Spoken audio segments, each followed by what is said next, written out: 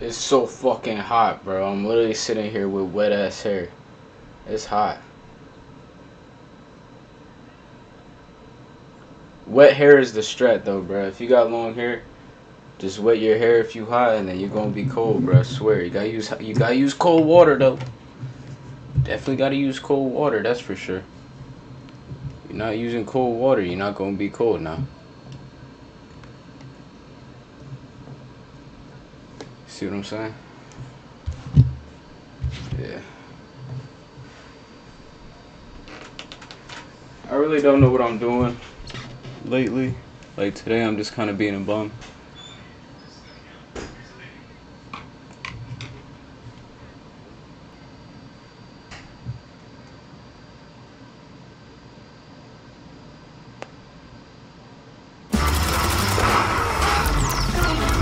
Welcome to the trap!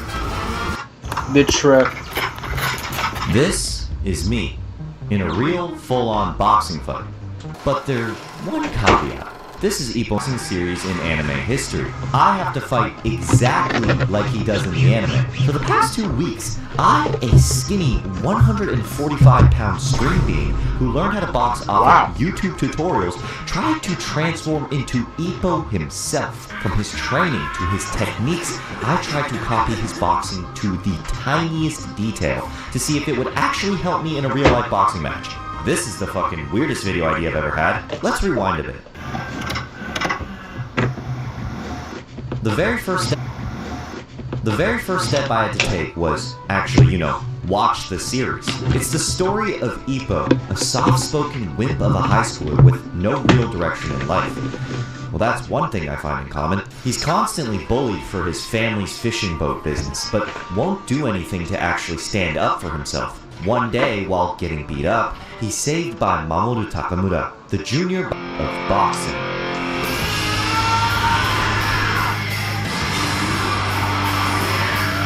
Ippo joins Kamogawa Gym, Takamura's boxing gym that would shape him to be one of the best boxers in Japan. The first thing I had to replicate from Ippo was his fighting style, called the peekaboo. Yes, that's probably the least threatening sounding thing I could have said there, but on everything I love, this style is deadly. Ippo's fighting style is almost entirely based around Mike Tyson, often considered to be one of the greatest boxers to ever live, who had skull-crushing power and impressive dominance over fighters who are much taller than him. The way he could do this is with this peekaboo style, bobbing his head side to side with his gloves covering his face, like a fucking Funko Pop. Now that I knew the stance, I would fully embrace Ippo's style. It was very different from the way I normally learned to box. It felt like I had much more power in my punches, but trading out how much range my punches had since I couldn't reach as far with my body in the square stance. It was definitely something I needed to get used to. The next thing I had to learn is probably Ippo's most famous technique, the Dempsey roll. This involved Ippo doing a figure-8 motion with his head where he could generate power for looping punches while making his head very hard to hit. This was primarily used when up close to his opponent and as a brutal finisher in his fights. I'll be honest, if my opponent started doing this shit in the middle of a fight, I wouldn't know whether to be scared or start fucking breaking down laughing, because this shit is goofy the way I was moving. Bruh. Alright, I'm gonna try to do the Dempsey roll as fast as I can, like he does in the anime. Now the hard part wasn't the figure-8 movement itself, it's doing it with the punches that literally drained the energy out of my soul. After just 3 or 4 punches, I could feel myself flinging what felt like 80-pound cinder blocks on my hands as what little muscle I had began to fail me ever so slowly. I could see why Ippo used this move so sparingly. The next technique I had to learn was the gazelle punch. Ippo would load his body weight onto one foot, then launch off of that foot in a leaping motion for a powerful surprise punch. Fight that I was going to use this technique a lot, because compared to the other techniques, it felt effortless. And last, the liver blow. Just if you wanted to get up after getting hit by one of these, your body physically will not let you. I mean, look how hard this guy is trying to just even get on his knees. The hook, but it's under the upwards. I feel like Ippo. workouts were exhausting. I also had to balance school and working on this specific video with them. I would go to class in the morning, come back and do homework and study, edit for a couple hours, and stack this fucking exhausting training regimen at the end of the day on top of everything. It was really getting to a point. But there was one thing that definitely made my life a lot easier. And that's thanks to the sponsor of this video, FlexiSpot. But they're easy so I can put my food down while I work, while also having space for 2 big monitors and my PC. Or I can have another device sit on the side for schoolwork without it impeding on my mousepad, which, by the way, somehow fits perfectly on the tabletop as well. There's just so much friggin' space. I can also shift the height of the desk to whatever height I desire. Want to work while standing up because your ass is starting to feel sore from sitting all day?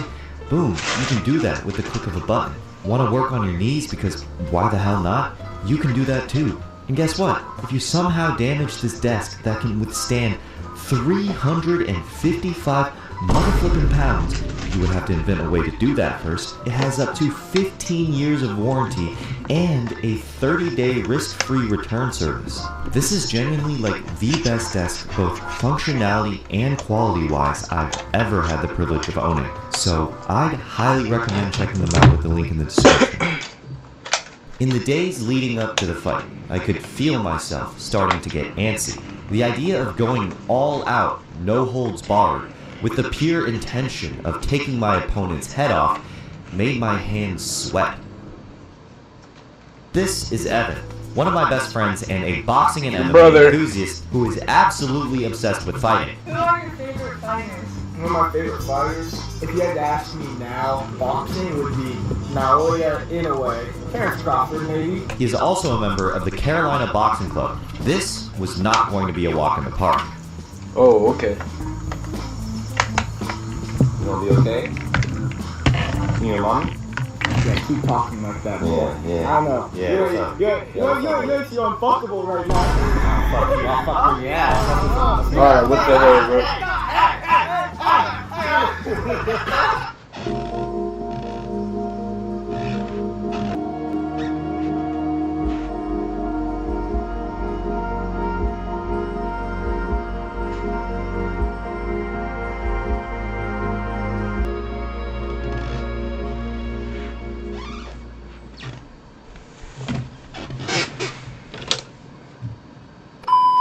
The rules are simple.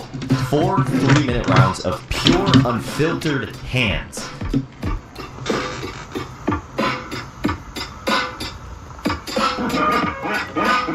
Oh, I love this beat. Real Asian shit. Real Asian shit. Alright, this is the moment of truth. Can the power of anime bring me to victory? There I am in the signature Ippo peekaboo stance, moving side to side.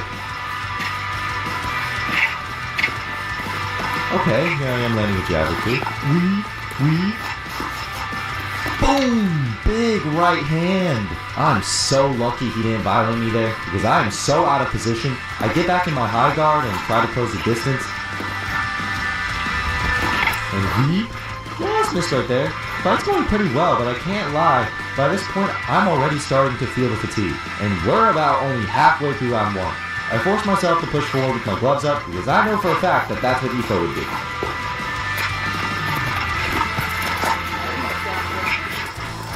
Keep your gloves up there, bro. Ooh. But this motherfucker starts wrestling my bitch ass and punching the fuck out of me. I had to move up my sleeve. Behold!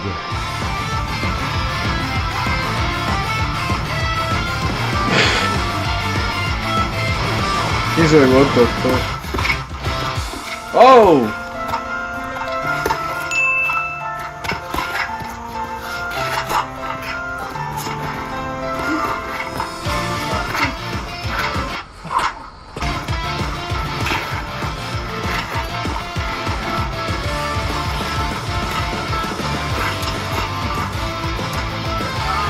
Yep, that was only the first round. This was gonna be one long-ass fight. We low-key had an unspoken mutual agreement for a good, 20 seconds to just chill, I'm tired, you're tired.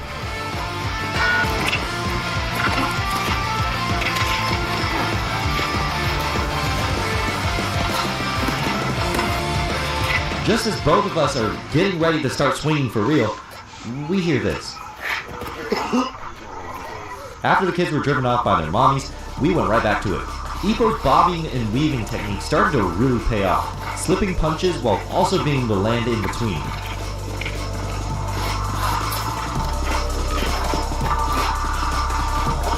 Here's another shitty attempt at a gazelle punch. Now I'm in flow state. Bang! Bang!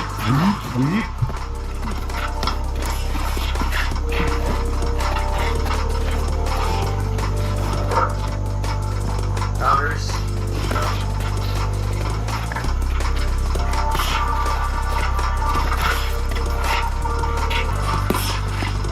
At this point, I felt completely in control of the fight, so I go for the finishing move. Okay, let's try that again. What the fuck am I doing? And now I'm tired as shit. Retard alert! That's terrible, bro. Evan seemed to have had enough of my bullshit, so he came back swinging.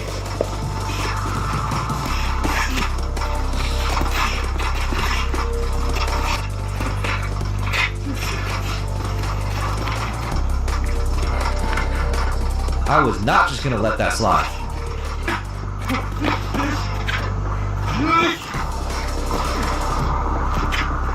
Evan comes in with a combo and... Damn!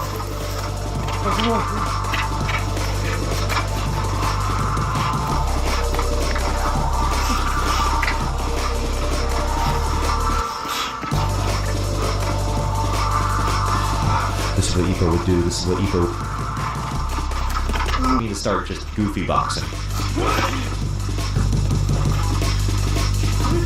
Oh shit. How'd it come off? Easily the hardest punch I land on him in the fight. Since there's around 3 seconds left, we just call the end of the round. This is Retta. We're here on Venice Beach with Skull Candy. Holy shit. This is kind of crazy. The final stretch.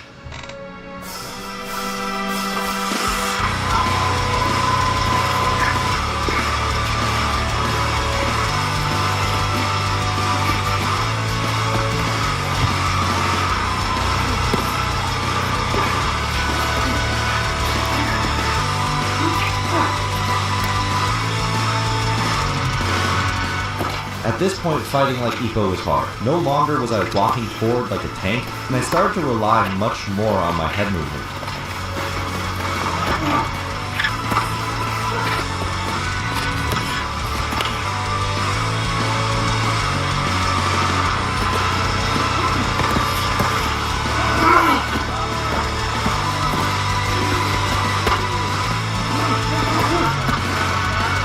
Head was pounding, I'm sure his head was pounding, and my limbs felt like jelly from the exhaustion.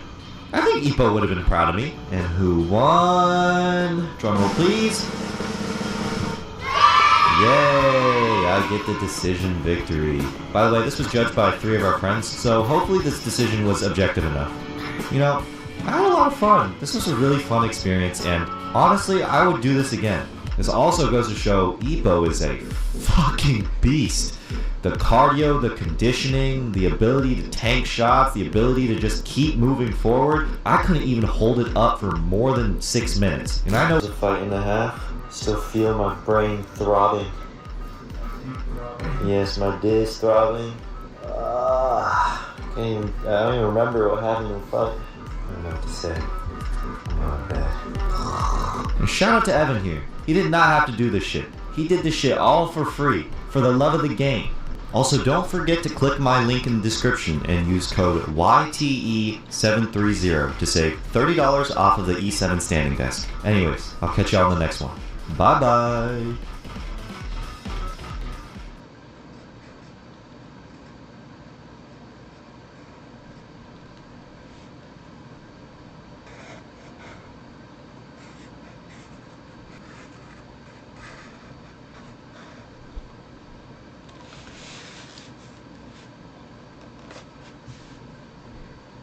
Jackie Chan had enough. Okay? Stop buying generic Whatever that Viagra means. and try this new $1 generic Viagra before it runs out. I just tried this $1 generic Viagra from Friday Plans, and it has changed my life. All it took was 2 minutes on their site to answer a quick health form, and that was it. I got a free prescription that same day from their licensed doctor. For 9 tablets of 100 milligram generic Viagra for only $7, less than $1 each. They even gave me free 3-day discreet shipping. I was waiting for hidden fees, but there were none. It was really only $7 total, and it works. I couldn't believe the results when I tried it, and I feel like a new man. My wife can't stop smiling. It's like we just met for the first time again. Jackie Chan has had a rough day and by this helicopter. That looks bad on the accident report. Yeah, hit by a helicopter. But the craziest thing is those aren't even the stunts that almost killed him. Be this fall from a clock tower. Almost died. I almost died. And this jump from Method. Rolling jump action cut hospital. And as you'll see, he broke a lot of bones. Broken. But he also broke 2 world records, all while battling against drinking and gambling. You earn $5. So difficult. You lose so easy. Never gambling. Never gambling. Hi, I'm Ming. I explore brilliant and flawed people and their work. And this is Jackie Chan's Rough Ride. It's 1973 and Jackie is getting beat up by Bruce Lee for $1 a day. $1 a day. That's my salary. On Enter the Dragon, Jackie gets beaten up with fists, then nunchucks, and then this stick, which really hits him. My eyes allow us to stop because of one stick here. At 18, Jackie admires Bruce. He's my superhero. However, when Bruce Lee dies, directors want Jackie to start copying his fighting style, and Jackie doesn't want to. After Bruce Lee died, Bruce Lee's style was so successful, and everybody learned from Bruce Lee. I don't want to learn from Bruce Lee, but the director forced me to learn from Bruce Lee. You have to do this kind of style. Boom, boom, boom. Jackie is cast in Bruceploitation movies like New Fist of Fury. However, these fail, and Jackie has a realization. I said, we have to do the kick high. Jackie, just be yourself. You just be yourself. I said, okay. Jackie distinguishes himself with the stunts that are coming up, but first he does it with fights. Jackie fights with chairs, with fans, coat racks, and aluminium ladders. Aluminum ladder. Whatever, ladder, you understand. At 20, Jackie starts designing stunts. He designs these people in the head with. Touch, but doesn't hurt. Jackie also pushes the limits of action timing. And in 1983, the stunts get increasingly finds himself slipping from a clock. This stunt is inspired by Harold Lloyd, with awnings for Jackie to fall through, like Buster Keaton. However, unlike Buster, Jackie doesn't have a safety net. Just a 60-foot or 18-meter drop straight down, and no rehearsal. We don't have a rehearsal, we don't have money, we just do it. As planned, Jackie falls. However, not as planned, the awnings flip him and he lands on his head. Because Jackie isn't satisfied, he goes for a second take, and then this third take, which isn't included in the film. In all 3 takes, Jackie lands on his head, resulting in a cervical spine injury. Yes, I almost get killed. In Police Story, Jackie goes even further. In the climax, his character, Inspector Chan, chases criminals through a shopping mall. He lands without mats, gets bandaged and fanned by crew, and prepares himself for a similar jump, but this time 5 stories higher. Look down. Nothing, no Apple box. I just use a small prop car with a million candy to save me landing. That's all. Okay, I'm gonna die. Really? I don't know why I'm doing this. Then suddenly on the screen you can see I'm yelling, up that yell. In a single take, filmed by 12 cameras, Jackie slides down the pole laced with live electrical lights. Because the battery cannot light up all the light. They have to use the building electricity. If something wrong, I make... It was built for apparel first designs, high quality premium t-shirts, sweatshirts, and different products on their site. So you're actually not going to find the same Gildan t-shirts, the same Gildan sweatshirts. This has its own unique catalog of premium clothing for many people that I've talked to that actually want to start a clothing brand. They don't want to is a clothing brand. That is the gap that Tap Stitch fills. It is apparel first. So you're actually not going to find the same product you can find from every single print-on-demand supplier. You want to build this like a label. You want this to be a brand name. Again, something like Lululemon, or maybe you guys have heard of the brand Comfort as well. That is just t-shirts and sweatshirts, but they've done so much marketing around just their brand name that people are just buying their shirts and sweatshirts because of the brand name. You want to build a cohesive collection. You want a sweatshirt, maybe that matches some sweatpants. You can offer all of those through Tap Stitch. And to further lock this in as a brand first kind of apparel print-on-demand option, we have a level of custom branding that I have not seen before, where you can add custom tags, custom notes, custom insert cards, custom labels, so much that when people buy from you, all they're seeing is your logo and your brand name, so you can keep reinforcing that this is your brand. No minimum order quantities. It's very, very cheap pricing. You don't have to buy things in bulk. It is the lowest risk way to actually start a clothing brand. If you're one of the people out there who have asked me, how do I start a clothing brand, but you want to create a brand name known for your apparel, then trying to go for a more premium apparel vibe is the way to go. So if this video called to you, this idea resonates with you, then it goes to my description. Shut the hell up, bro. Shut up. I'm lost in. And all my team is killed. But right now I'm standing here and look back, I don't know how to do it. Really. Despite the second-degree burns on his palms, Jackie returns for Police Story 2, where he jumps face first into this glass window. The sequence starts when Jackie, again chasing criminals, tries to cross the street unnoticed. I think, yes, like the guy standing in front of the door, I came from the second floor to jump to another bus, another truck, and then the bus. He evades some signs and finally jumps for the window. But when he does, he goes through the wrong one, reaching the real glass instead of a sugar glass pane that was his target. Then I cut my hair. The skin kills, and then I see my bone. But it doesn't matter, I make it. In the 80s, neither Jackie nor his stunt team can get insurance. Now, including my stuntman, nobody insured. No company. After I do a couple of dangerous stunts, the insurance stops. And this next sequence shows why.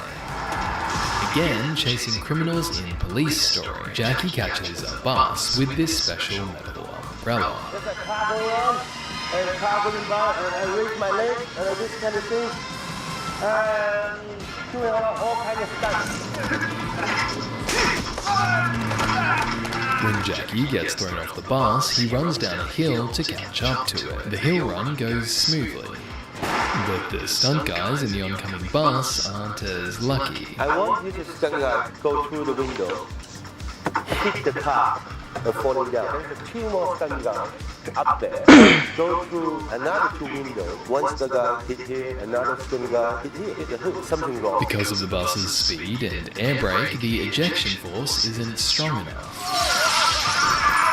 And the stunt sometimes plays into the idea that he takes all the risks. My question. The easy one. Yeah. Somebody do it. But I do it again. You do all your own stunts. Do your own stunts. Yes, I do everything my own stuff. Because I know the audience come to theater see me is not see the double. Yeah. So this why I do everything by. Yeah, but you do this. Usually this is true, like when Jackie fractures his skull in a moment. However, it isn't true in Police Story 4, when Jackie jumps for this helicopter.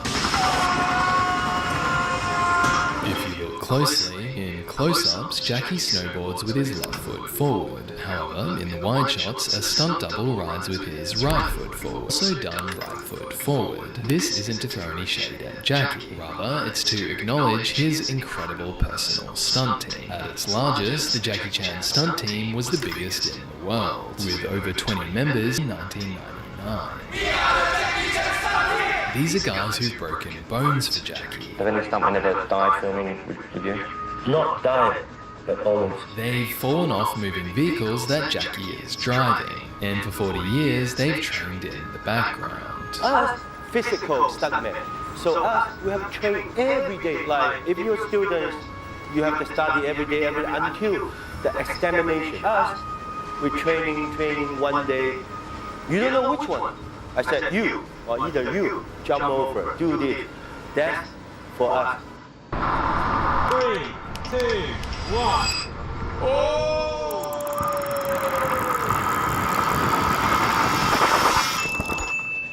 Let's have a look.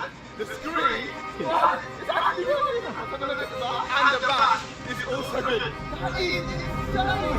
When people get the new iPhone, they normally go straight to Amazon, scroll, click, and buy the cheapest case that looks alright. It's cheap, it fits, job done. But then, corners split, buttons fail, phones break. And you wish you'd done something different. That's where Mouse is different. We've spent 10 years and moved to China, worked 24 hours.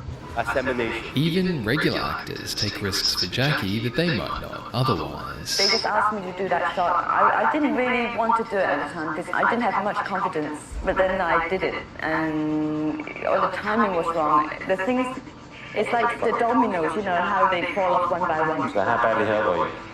I had 17 stitches on my head and I stayed in hospital for a week. Sometimes Jackie's scene partners don't meet his standard, and he replaces them. Is this like against Jackie Chan or Jackie some finds shit? Dutch artist Ron Smurenberg. A year earlier, Ron got famous for making the world's highest assisted jump kick at 11 feet.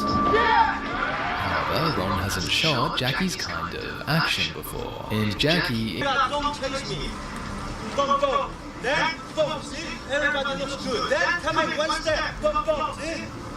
Come here. He's just Asian, bro. Come on. Slowly, carefully. Every Asian man is like that. See? And the distance.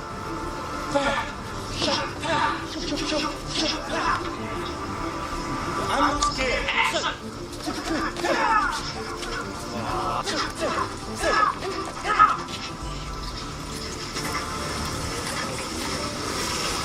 First, Jackie replaces Ron with Brad Allen, an Australian member of his stunt team. He then has his Chinese guys switch in and out with Ron. And for this shot, Jackie replaces everyone with a wooden leg.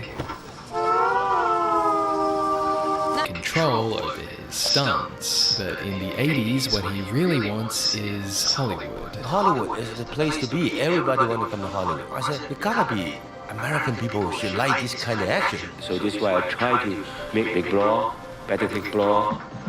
On Battle Creek Brawl, however, the director, Robert Klaus, doesn't allow Jackie's style of action. Nobody listen to me. And the director, he won't listen to me. I have to follow the director, what he tell me to do. I said, that's not Jackie Chan. Can I do this way? No. And the movie finished, and nobody liked it. Jackie then clashes with another American director, James Glickenhaus, on The Protector. Jackie is given 2 days to learn, rehearse, and shoot this warehouse fight with Bill Wallace. And while Bill Wallace loves working with Jackie, nice guy, wonderful person. The director forbids them from making a Jackie Chan style fight for the American market. According to him, I never wanted to make a Jackie Chan movie. I had no wasn't going to do it. Jackie was so used to everybody kissing his ass and doing whatever he said that he was shocked that I had no interest in doing that. I wanted to make the film I wanted to make. When the movie is released, it bombs, earning only $829,000. And Jackie returns to Hong Kong. Then I just very disappointed. I just go back to Asia to continue to make my film. And a year later, he fractures his skull. In Armor of God, Jackie plays a thief named Jackie, and when Jackie steals the sword from tribesmen, the tribesmen chase him. So Jackie flips from a rock, dodges spears, and rolls behind a fire pit, all successful, until he jumps for this tree branch. Reportedly, at the time of jumping, Jackie is slightly intoxicated from this shot, where he drank beers across multiple takes to get that nice foamy effect.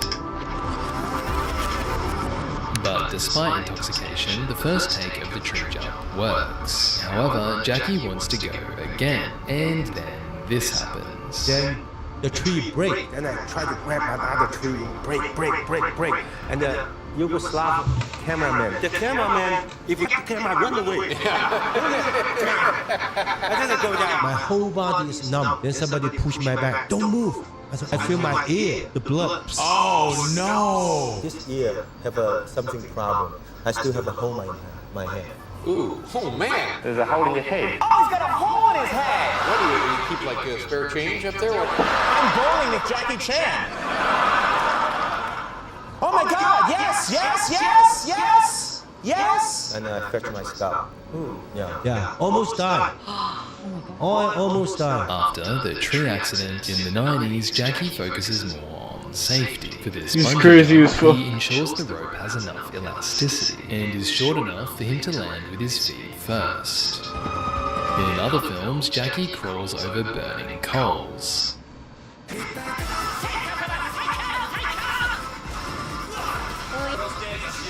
However, he wears flame-retardant gear and packs his butt in ice cubes, which allows him to only get minor burns. This guy, Jackie runs against the tire of this bulldozer, and you can see small bulges behind his neck where the wire pulls him along. If you missed it, I'll play it again. I have to make sure everybody's safe. That's my job. Despite the focus on safety since Armor of God, when Jackie films the sequel 4 years later, he breaks his sternum. In the movie, Jackie successfully catches this chain. However, in another take, he loses his grip and falls chest first on the rock, breaking his breastbone.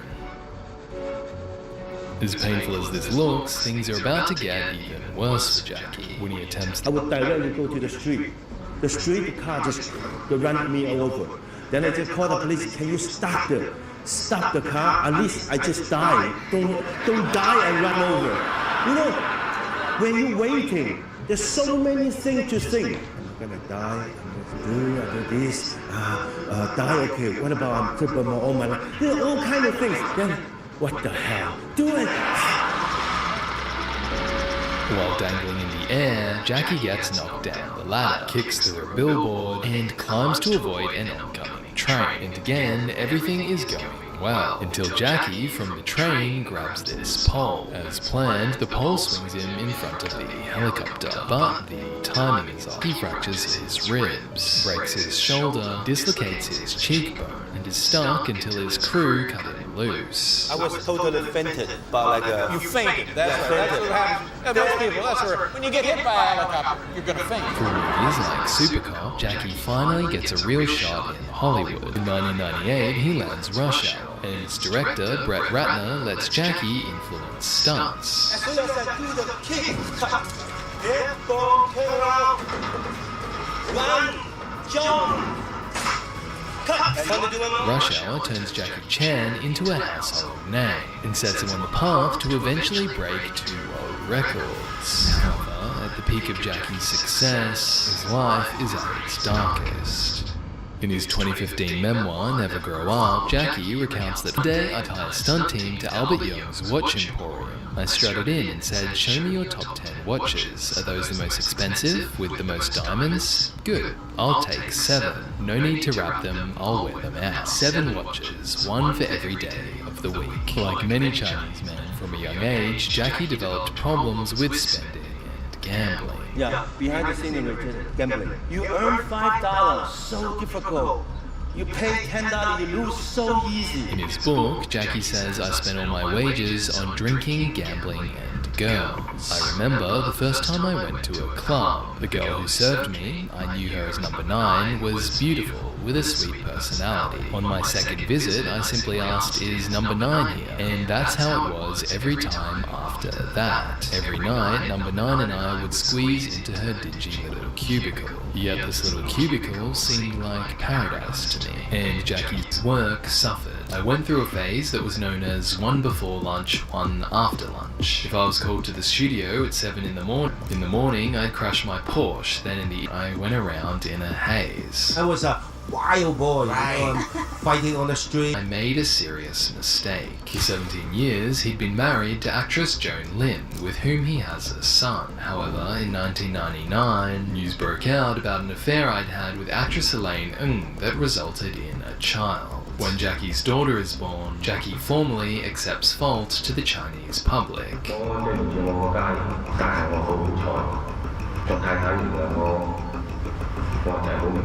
Initially, Jackie's daughter Etta comments that Jackie is neither good nor bad because I don't know him. However, in 2018, she addresses the situation differently. Hi, I'm Jackie Chan's daughter, and this is my girl to homophobic parents. We pretty much slept under a bridge and other things, you know. Etta alleges that Jackie abandoned her due to her orientation. However, this hasn't been confirmed, and Jackie simply responds with, as long as she is happy. This situation is somewhat similar to that of Jackie's own parents, who tried to sell him when he was born. We were so poor, when my parents cannot pay the money. They want to sell it to the British doctor for $250. They were going to sell you the baby? Yeah. However, instead of selling Jackie, they're gonna sell you the baby. They left him for Australia. He moved to Australia, American Embassy, for more than 40 years.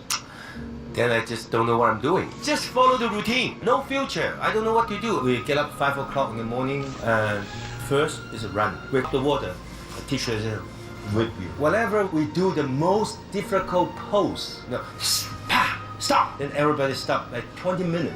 Now. Yeah. I was child actor, stuntman, post stuntman, stunt coordinator, actor, director, producer. As a producer, Jackie develops Chinese Zodiac, and this breaks 2 world records. Dewey, how are you, bro? Bro, how dare you address me with such peasant colloquialisms? You've picked Jet on Icebox, a choice as basic as Lois's cooking. This is everything I do. And today I'm playing some Valorant matches with this AI companion. You have a huge collection of companions, whether they be the inbuilt or custom companions made by the community. The best part is they feel real instead of just. Jackie opens the movie with a stunt. The Buckerman, 10 years. Yeah, Bucker rolling for 10 years. I want to do it, but we don't have money. But now we have money, then I do it. In the buggy roll-in sequence, Jackie bashes through prop bricks, dips under trucks, jumps over motorbikes, rides below a moving car, swerves to avoid other trucks, and reportedly hits a max speed of 60 k's or 37 miles per hour. To prepare, Jackie this is so fire! No, the inventor of the Rollerman suit, who tested the suit by doing free rides on open roads with real traffic.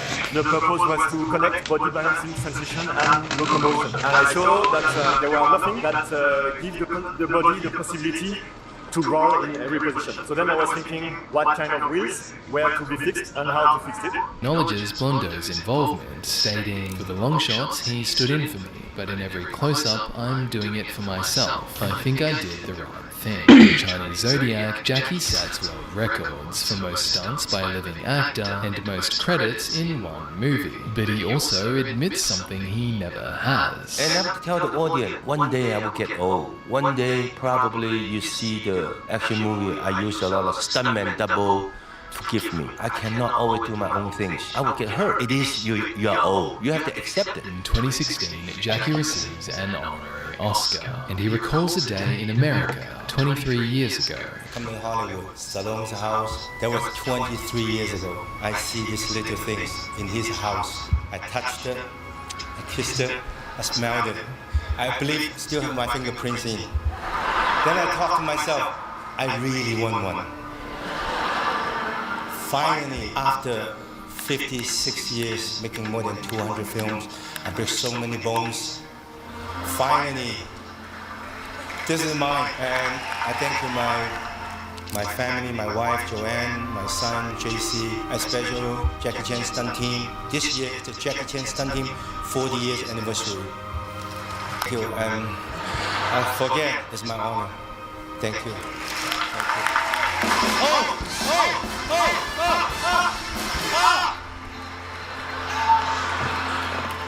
Last but not least, million thanks to all my friends, fans around the world. Because you, I have a reason to continue to make movies, jumping the window, kicking and punching, kick.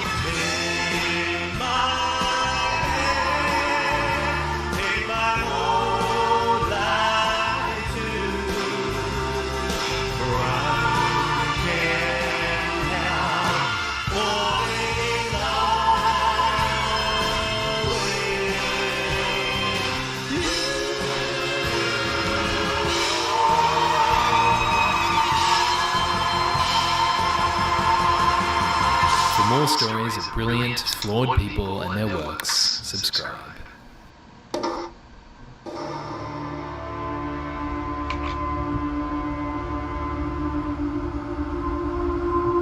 Paris, France, 1886. Alexandre Santive Delvedra is standing over the only finished copies of the book he just finished writing, and he is about to destroy them all. The whole edition is stacked in front of him, years of his life freshly off the press, and he gives the order to wipe it clean.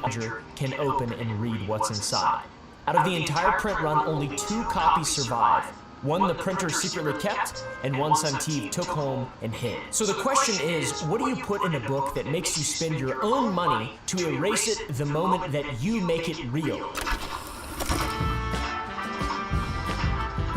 A kingdom is the answer. A kingdom that Santive swore existed, hidden deep under the surface of the earth and older than every nation on the map, ruled by a king who could read any human mind like a page.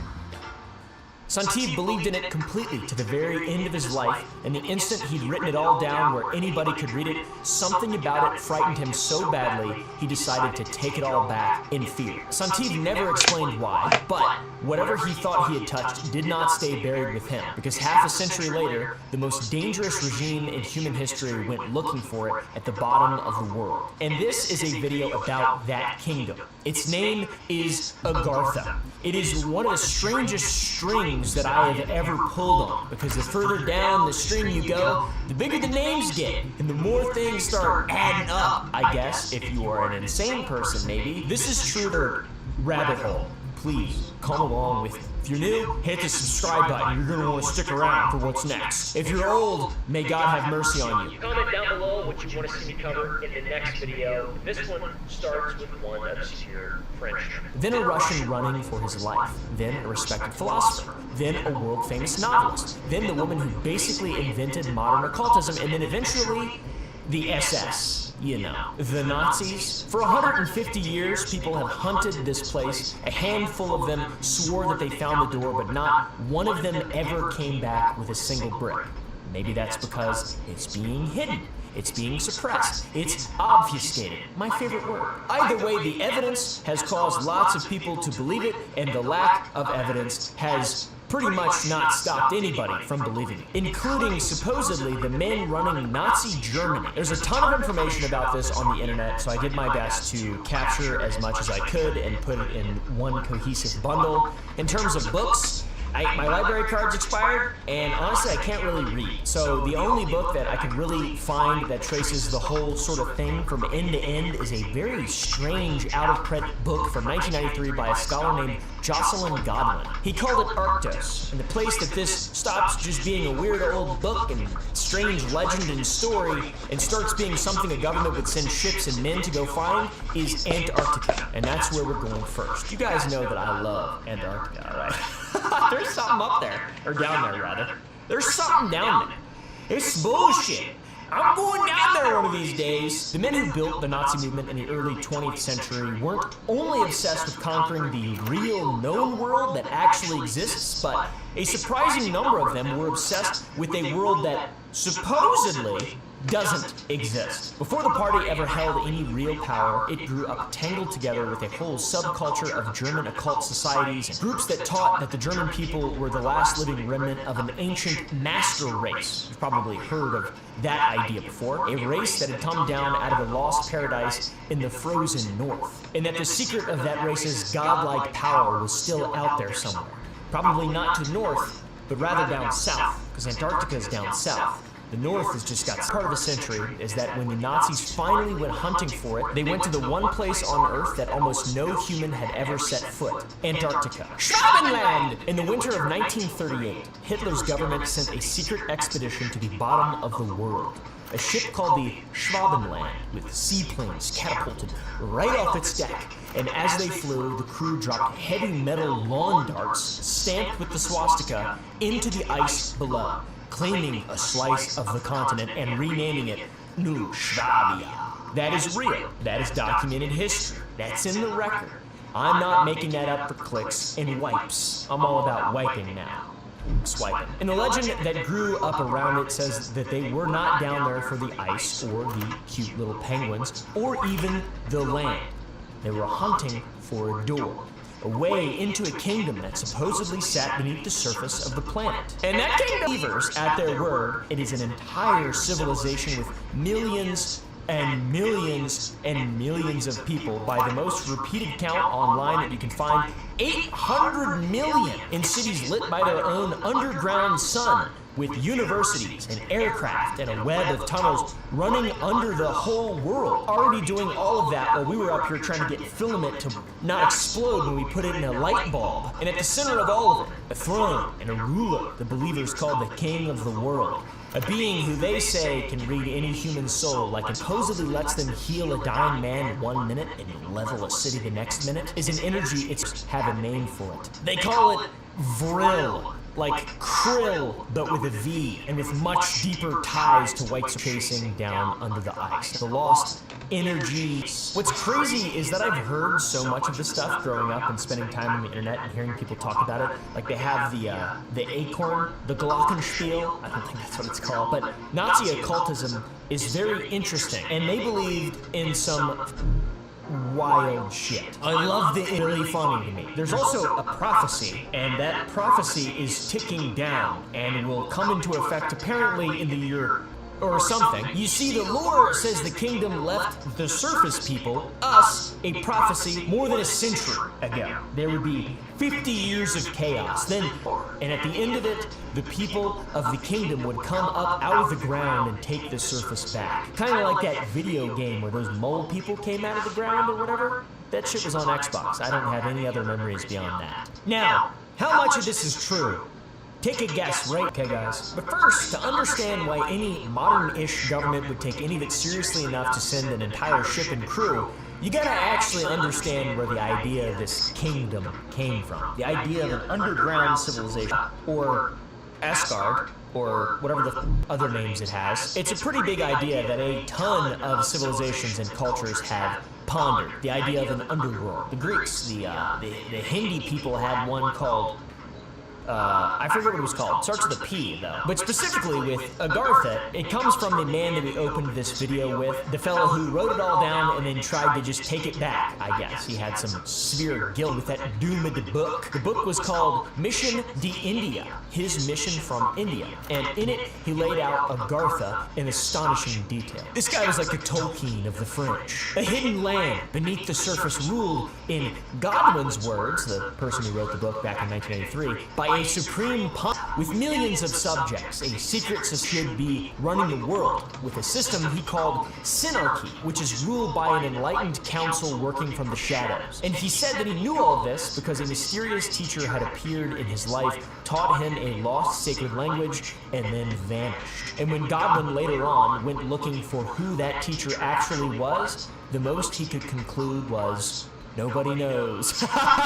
But anyways, this is still taken very seriously by the Nazis, and then it wasn't even first. Godwin traced the word Agartha itself back 13 years earlier. By the way, at that point, that was the first time the word had ever been uttered by anybody. It was originally traced to a French judge named Louis Jacoliot, who in 1873 wrote about an ancient lost city that he spelled as Gartha, based on manuscripts that conveniently no other living person has ever managed to find. This guy was not underground. Santiv took Jacoliot's city, buried it underground, and then filled it in with more lore. Given all of this, Godwin, a careful scholar, did not think that Santiv was lying. A con man would have tried to sell the secret. Santiv tried to erase the secret, and Godwin comes down on the side of belief. He writes, I believe that Santiv did see what he described, and that he did not consider him the burning book stranger, not less strange. So, this is just a really confusing tale overall. Then, quite a few years later, in 1922, the story had its second witness and finally the prophecy. By the way, we have 3 credible men here so far. 3 very credible people. Sure, it was the 1800s, so you could just lie about shit. Get guys with real good titles here. It's pretty impressive. So basically what I'm saying is it's probably real.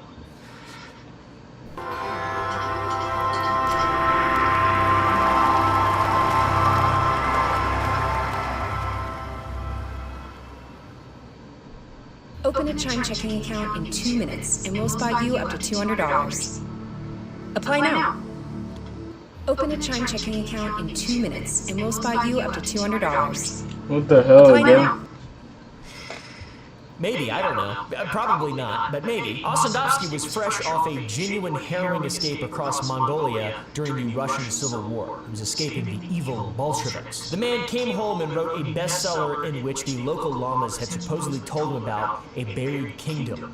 He spelled it Agarty. 800 million subjects, a king of the world, and the prophecy. The one with the clock on it that ends in 2030. That all comes straight out of his book. In the 50th year, only 3 great kingdoms will appear, which will exist happily 71 years. Afterwards, there will be 18 years of war and destruction. Then the peoples of Agarty will come up from their subterranean caverns to the surface of the earth. End quote. That was a real recording of his voice. And get this, guys! Ossendowski swore he had never read Santi's version, which is pretty interesting. The two versions are very similar. Same name, pretty much, same general ideas, and those two versions have sat so closely together that real, genuine scholars have argued about it for 100 years. There's a pattern to this. It shows up right after the last man's book hits the shelves. Genius! And by 19 had recast Agartha as a symbolic spiritual center of the world, which made it pretty bulletproof, because you can't really mount an expedition to a spiritual metaphor, you know? You do, no matter what, you just come home empty-handed. But none of that by itself explains the Nazis' interest in Antarctica or the war. A lot of the ties were put together well after. So to understand more of that, you have to understand the other half of the legend, which is the power. Vril. Vril did not come from a monastery or a lost manuscript. It came from a novel. In 1871, the wildly famous English novelist Edward Bulwer Lytton published a science fiction story about a traveler who fell into an underground world ruled by a superior race called the Vrilia. The people that lived there were taller, calmer, and more beautiful than us, and contemptuous of us, wielding that all-purpose energy, Vril. And these people fully intended to come up one day and replace us. This was all made up. Bulwer Lytton said so himself. He wrote privately that he meant Vril as a kind of imagined electricity, which was developed into uses as yet only dimly guessed. He just made it all up, like L. Ron Hubbard made up Scientology and the lore behind that. People have been making shit up for a really long time. I love people making shit up. It's fun. Human lore is the best lore. Did you know rubbing onion on your scalp often makes you fit in better at onion-based social events? So who made a lot of stuff up, got a hold of it. Helena Blavatsky. Godwin called her the most fecund, one of my favorite words of all time. She started writing about Vril as if it were just real, and taught that humanity had passed through a series of root races, one of which had come from a lost homeland in the far north, a polar paradise, a superior people. You might notice that I keep saying north, but Antarctica is south, and the Nazis went south, New Swabia. There's a lot of overlap. The north and south difference is kind of, it's obviously very different. They're literally opposite. See what I'm saying? It makes sense! So a made-up energy and a made-up master race were both promoted into ancient occult fact. It's way easier to make shit up back in these times. Still just as fun though. Now, take all that, look at what it becomes in the hands of, the Nazis. A handful of Austrian and German occultists took to something a lot more extreme. The belief that the true master race was a bloodline of blonde, blue-eyed god-men that descended from a vanished polar civilization, and one of those German-Austrian men ran an occult order that admitted only blonde, blue-eyed members, but a lot of those guys they looked straight up inbred. The poster child of the Aryan Nazi master race movement looks nothing like the average high-ranking Nazi. I mean, what is this, dude? I mog all of these syphilis-infected incels. I'm German. Let me check my 23andMe, just so you guys know that I'm allowed to talk about this. Oh shit, I have a highly increased likelihood of PTSD, apparently. Since when does it tell me health stuff? This is not good. I'm gonna spiral. 40 out of 100 people with genetics like yours have been diagnosed with PTSD by their 40s? Oh, you've gotta be kidding me. Take the first exit. Watch it!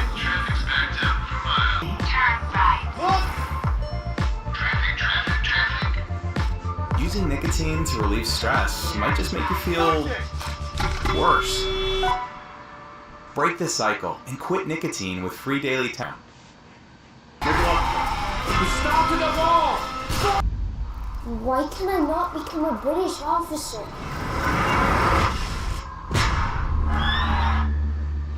Because you're not British, George. There is not. I think I'm fine.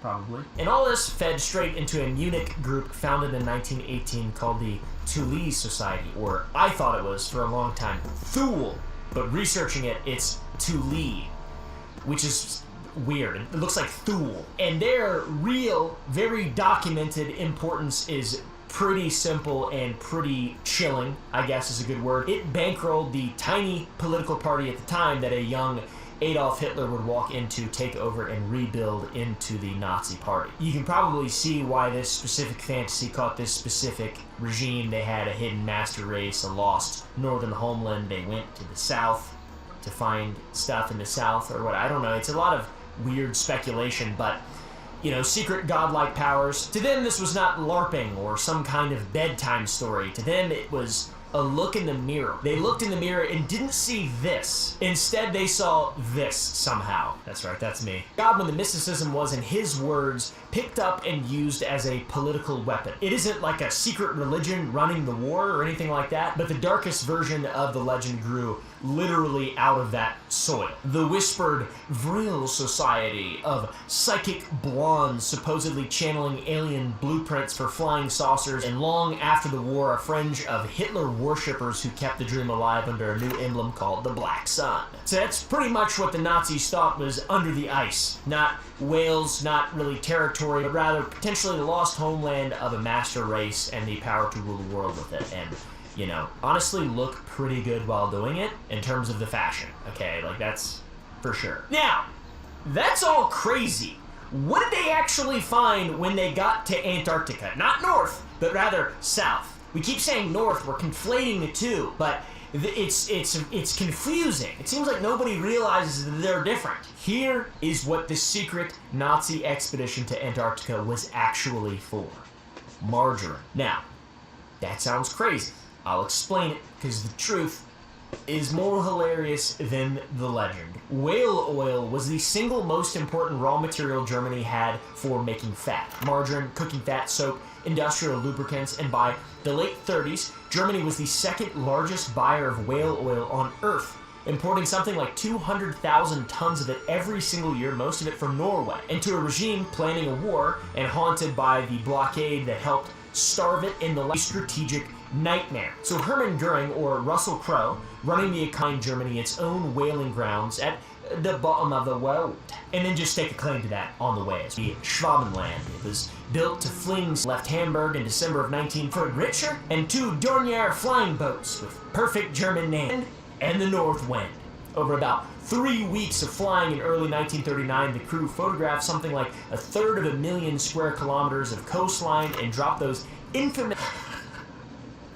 It has my lawn dart in it! Now, the darts were meant to be scattered across the whole survey, corner to corner, fencing off the territory from the air, but because of the flying conditions, the crew ended up dumping nearly the entire batch in one spot, all at once. So, the great Nazi conquest of a continent came down to a single bag of darts, literally thrown out of an airplane window. They didn't build a base, as far as we know of.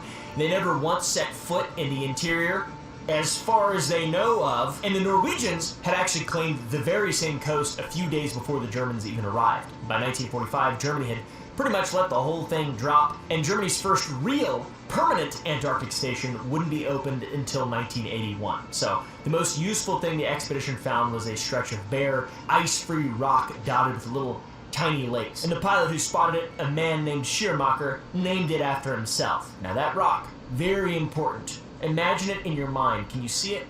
It's like an apple. Just kidding, it's a rock. But hold it in your mind, it'll make sense in a second. So what I just said, which is documented, is way less cool than the legends.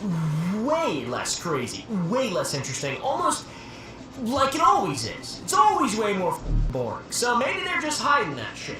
'Cause We went just after World War II, and that shit was creepy and freaky as well. But we'll get to that just like we'll get to the rock. So if there was a secret war over Antarctica, which a large portion of people swear that there was, where did that come from? 50% war. In the middle of the Second World War, Britain ran a covert military operation to the Antarctic. Real ships with a real secret operation. A code name borrowed from a Paris nightclub called Operation Demarin. They chose that nightclub name because of the night work and the chaos. You know, it's pretty hilarious in the 40s, I guess. This expedition was led by a marine biologist named James Marr, who had actually sailed with Shackleton, and they slipped out of London in November of 1943. So, the conspiracy crowd is right that there was a secret wartime mission to the bottom part of the entire world, but the enemy is backwards, kind of. The British were not hunting a Nazi base. They were worried about Argentina, a neutral country at the time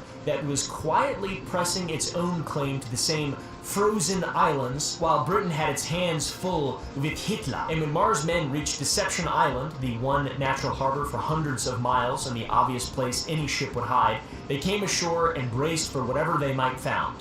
What they found was an Argentine flag painted on an old whale oil tank. So they painted over it, ran up the Union Jack, and put up a hut. By all accounts, this seems to be the real secret Antarctic war of the Second World War.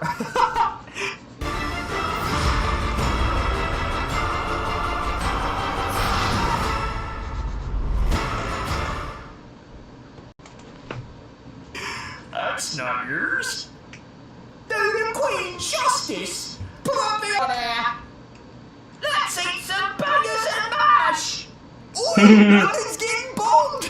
I'm sorry. Burgers and mash! Oh, what a tragedy. I'm so sorry, guys. It's been long enough, though, I think. I'm sorry. Oi, they're bombing London! They're bombing the beanhole! But that's not all. Fortunately, there was another expedition, and this expedition is the one that really gives the meat and potatoes to the legend.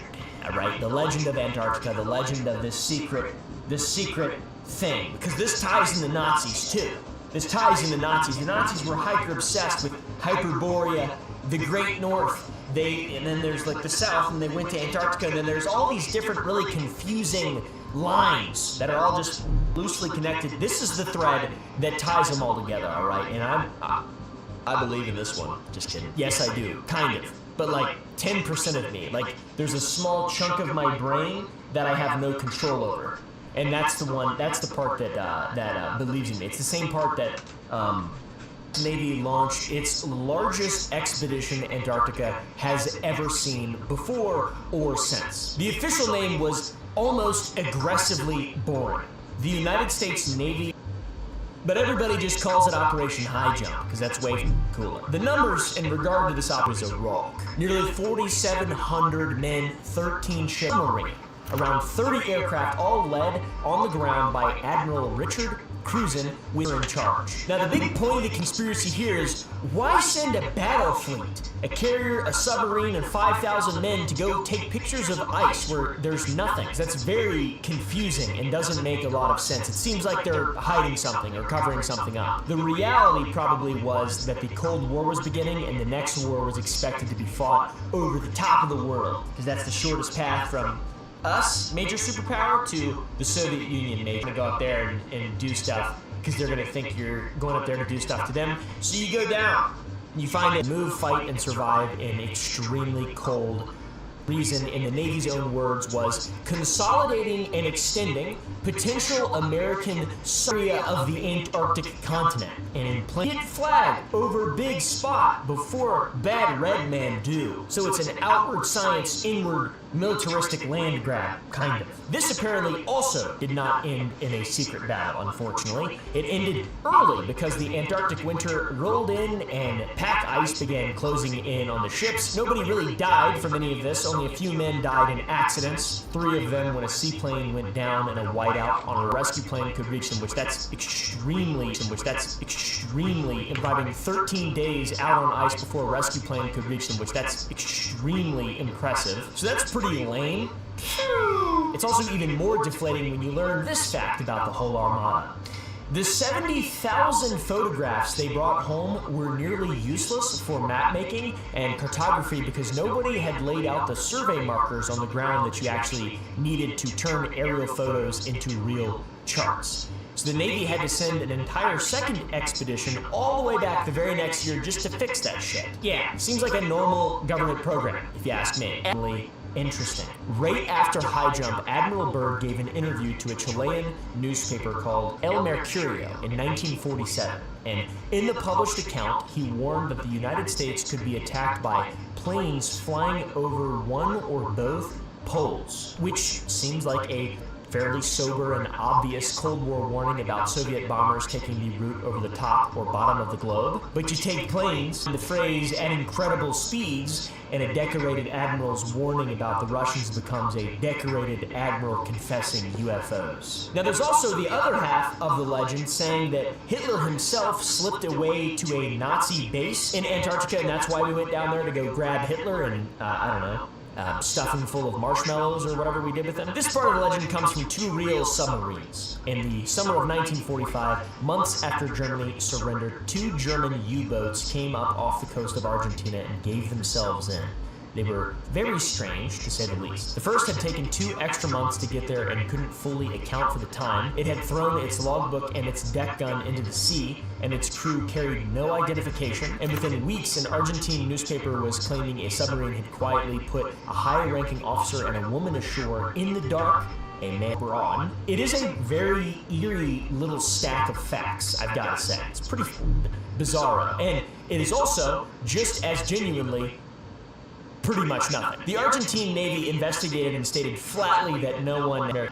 I've noticed that, alright guys. Ever been to Colonia Dignidad? No, okay? That shit's a little crazy. The second U-boat's captain spent years afterward and wrote an entire book refuting the accusation that he'd ferried Hitler anywhere, explaining he'd run for neutral Argentina because Nazi propaganda had convinced him the Allies meant to enslave every German man. And historians have also since shown that both boats could not physically have reached Antarctica in the dead of the southern winter. But the cleanest fact of all that ties the whole thing up like a nice little, I don't know, tied up like my shoes, honestly. In kindergarten, I taught my whole kindergarten class how to tie their shoes when I was in kindergarten.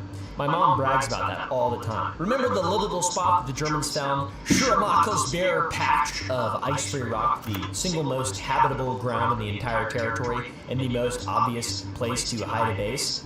That is exactly where the Soviets, 2 decades later, chose to build a research station.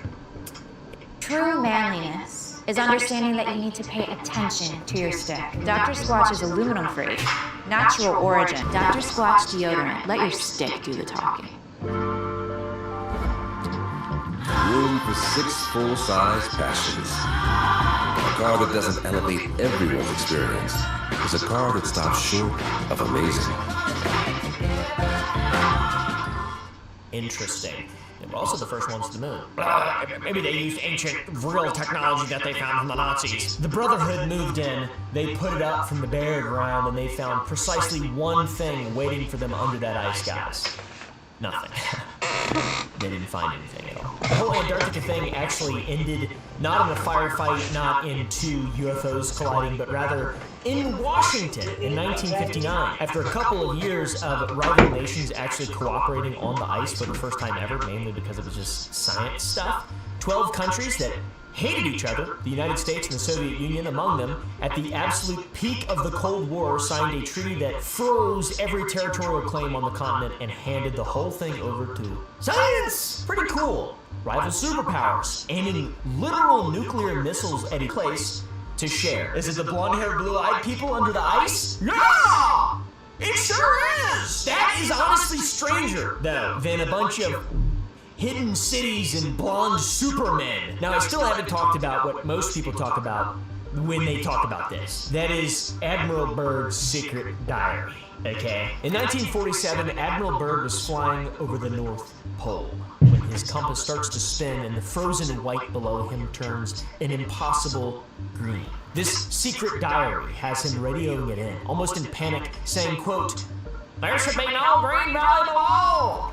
He sees sees hills, forests, rivers, and then grazing in a valley that literally cannot exist is a living woolly mammoth, a thing that cannot exist. Then suddenly his controls go dead and two disc-shaped aircraft rise off his wingtips, glowing and marked with, you guessed it, swastikas. They guide him down where he's met by tall, beautiful blonde men who walk him into a gleaming underground city. And there he's brought before a figure that the diary calls the Master, who tells him the hidden world has watched us with dread ever since we split the atom. You'll have learned to tamper with a certain power. That bird is sent home with a warning, and then the story goes silenced. Beautiful, beautiful, tall, blonde, serene men, worried about our weapons. The exact master race figure that we just traced out of the Victorian novel through Blavatsky into the SF under the ice. The blonde Superman of the lost North or South. It all blends together to me, taking one last curtain call. Alright guys, it is a genuinely spectacular story. The hero, the hidden world, the warning, the cover-up. And by the way, Admiral Byrd never breathed a word of this once while he was alive. His secret diary turned up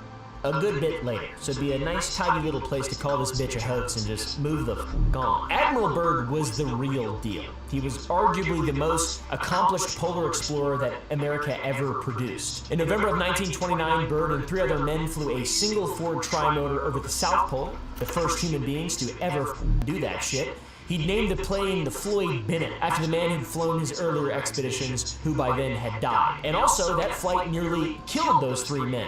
The plane was too heavy to climb over the wall of mountains between the clawed towards the one high glacier pass. The pilot, Bert Balkrin, shouted that they were not going to clear it, so Byrd ordered the crew to start throwing food out the door. All the emergency rations that would have kept them alive if they'd have gone down. It bought just enough altitude to scrape over the ridge by a few hundred feet. These are incredible men, and Byrd, an incredible man. The man who built a base on the Ross Ice Shelf, called it Little America, who then came back a few years later and spent 5 months alone in a buried weather hut through the Antarctic winter, slowly poisoning himself on fumes from a bad stove until a rescue party reached him half dead in the dark. He wore the Medal of Honor, and Congress made him an admiral by special act. Then there was even an Academy Award. A fool. He was a real man, which is what makes the real secret diary kind of hard to look away from. And, you know, it's interesting. Godwin, our 1993 friend, saw it coming back in 1993 in the same out-of-print book we've been talking about throughout this entire video. He floated a suspicion that he openly admitted he could not prove, and that was that the flight that made Byrd a legend in the first place might never have happened the way Byrd actually said it did. He called it circumstantial, and Godwin left it hanging there. But 3 years later, somebody found some proof. If we go all the way back to 1926, before the South Pole, before Little America, before any of this incredibly impressive real stuff, and kind of during the, you know, the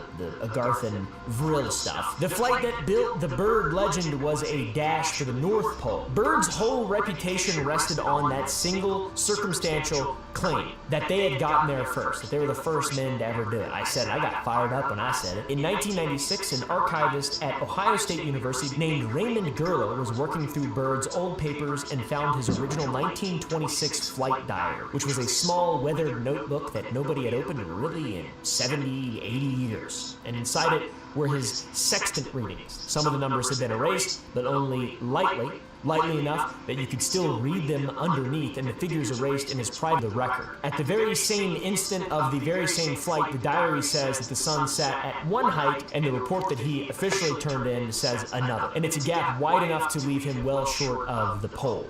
A navigator named Dennis Rollins worked it all the way through and concluded that Byrd flew most of the way and turned back early when an engine started throwing oil, and then altered the numbers to cover the miles he hadn't flown. Now, to be fair, like Agartha and Vril, this is also unsettled. Nobody knows shit about history, dude. It's bullshit. It's all made up. It's unsettled. Let's argue about it.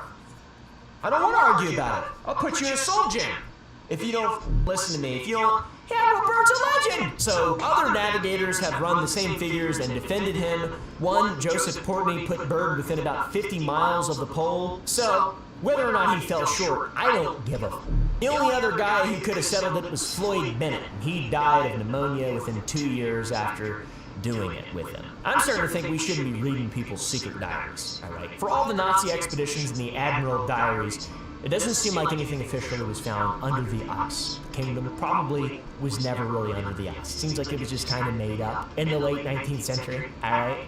Just kind of made up by an author. Godwin's verdict on this is that the man who first put the word on paper, Jeculio, is the man who deserves the dubious credit of creating the Agarthian myth. Then every single person after him just kind of took it and then just ran with it and just added some shit into it, and just none of it's real. I don't know. There are some strange mysteries in Antarctica, but they're always way we'll know. We'll probably never know. Why the f was Santiv so afraid of releasing that book in 1886? If there's just no secret to guard, if he's just making it all up. Legitimately. He could feel it slipping out of his hands and possibly growing into something he'd never get back. He yoinked that shit back, dude. Then the Admiral's Secret Diary, the Green Valley, the Master, the Tall Blonde People, that shit was published in 1964. Admiral Byrd died in 1957. It all kind of blew up post-World War II, and a lot of it was put in the mouth of a man who'd been dead for 7 years and couldn't say a word against any of it. The Forager called himself Raymond Burnand, with the real name Walter Siegmeister. And if you read the diary and also heard what I said earlier, which you may have corrected me, I said the following. First, the diary is dated to 1947 and dated to the exact months that the real bird was at the bottom of the world at the South Pole. I said he flew over the North Pole. South Pole, that's Operation High Jump. That's where he was in real life. That's when it was dated. But the story inside it is about flying over the North Pole. So the most famous proof of this whole thing can't get the poles right. But what about 2030? Guess we'll have to wait 4 years and see. The prophecy is real! What if you could go back to the beginning? This is it, people! Let's go!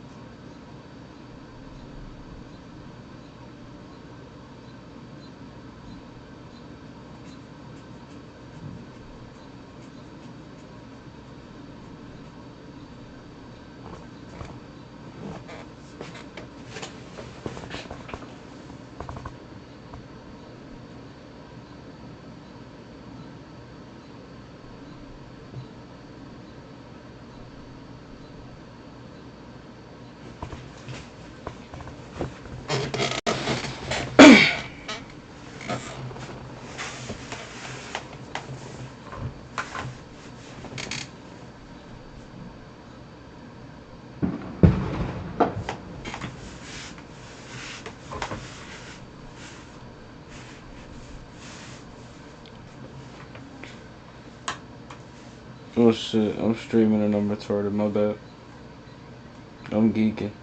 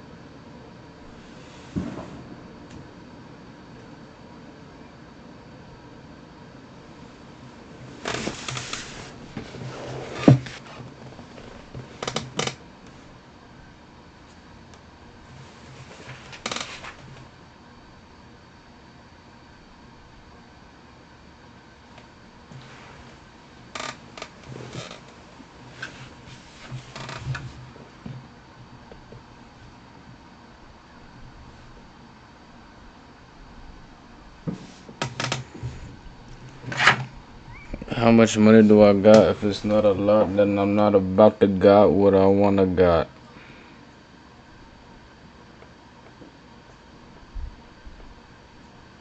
Yo, son, what you doing, bro? What you doing, kid?